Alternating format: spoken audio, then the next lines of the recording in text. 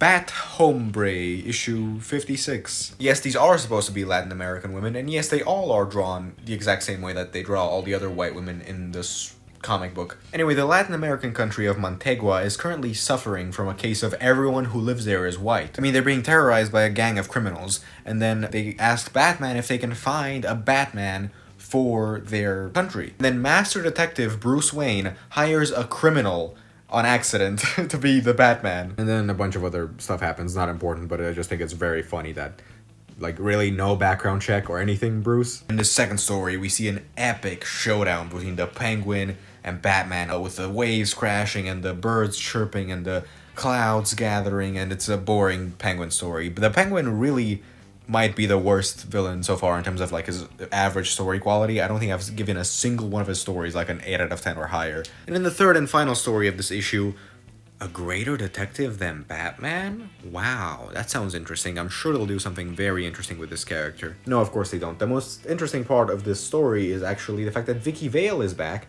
and she's blonde now, because I think people don't like gingers, so they had to change it. Then, because Vicky Vale is back, of course, the quality of the comic jumps up enormously, and we get maybe the single greatest panel of the whole comic so far. The detail on the camera, the composition of having the camera slightly tilted and her face in the background so we can tell what's going on, like the fact that she's taking a photo, and obviously the reflection here showing what's actually happening in the action of the scene. Like, this is the only part that really matters, and the fact that she's taking a photo, they could have done such a more boring version of this. Jim Mooney is the artist, apparently, for this story. This is a very boring, enoughing story, but this elevates it like a few points, at least.